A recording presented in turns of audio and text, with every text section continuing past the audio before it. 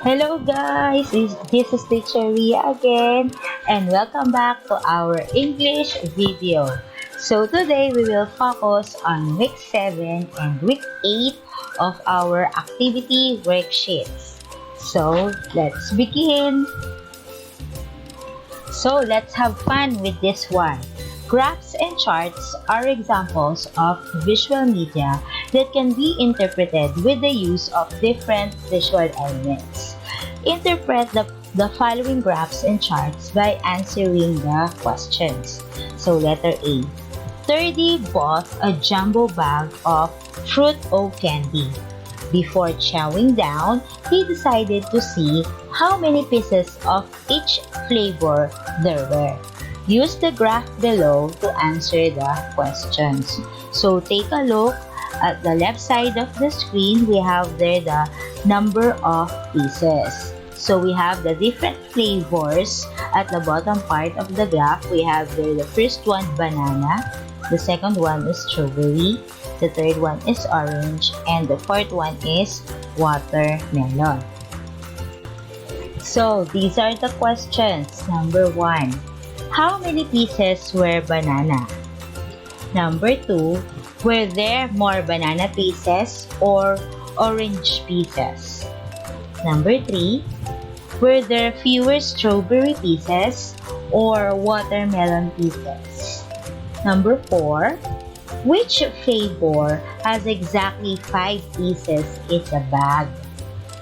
Number 5, what is the difference in the number of watermelon pieces and the number of strawberry pieces? Number 6, what is the combined number of strawberry and orange pieces? Number 7, which flavor had the most pieces in the bag? And number 8, which flavor had the fewest pieces in the bag? And number 9, how many more banana pieces were there than the watermelon pieces? How many fewer watermelon pieces than the strawberry pieces? Now let's try this one. Angelo would like to know his time spent on his homework. Use the chart below to answer the questions. So you will see the pie graph in the screen. We have the time spent on homework. We have the math 9%, social studies 20%, then we have the English, then we have the science 15%, reading 40%, and spelling 12%. So these are the questions. Number 1. Which subject spent the most of his time? Number 2. Which subject spent least of his time? Number 3. What percent of the time was spent working on English? And number 4, what is the combined amount of time spent on social studies and reading? And number 5, which two subjects accounted for about half the time spent? Good luck. Now we can have the bonus part. We can have the advanced answer for our week 8 activity worksheet. So you already know that in every image, it uses visual elements for our brain to understand and interpret the meaning it suggests. So look at the pictures below and identify what visual element is dominantly used in each picture. We can recall in our previous video that there are types of visual elements. We have the line, space, symbol, color, gaze, framing, and distance. So take a look at number 1 picture. So what visual element was used in this one, in number 2 picture, and in number 3 picture? Let's continue. What visual element was used with the number 4 picture? And take a look at the number 5 picture. So good luck!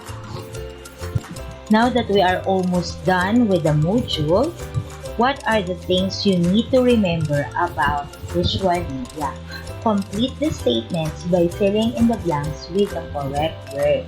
So number 1, blank are materials, programs, and applications used to formulate information to aid learning through the use of analysis, evaluation, and production of visual images. Number 2, there are different types of visual media. Some of these are blank, blank, blank, blank, blank, and blank. Number 3, some elements of visual media are blank, blank, blank, blank, blank, and blank. Number 4, these elements help us blank the meaning and blank how meaning can be made in still and moving images. So, interpret the message shown by the picture. So, look at the picture below. So, what message does the picture show? Explain your answer in a paragraph with a minimum of 10 sentences. So, you have the space below the picture where you can write your 10 sentences. So, you can have more than 10 sentences or just 10 sentences. So, all you need to do is interpret or write a sentence based from the picture that we have. So, study the picture carefully. Good luck! Yes, we're done. You did it again, guys. Thank you so much for watching our video. See you next time. But don't forget to like and subscribe. Goodbye. God bless.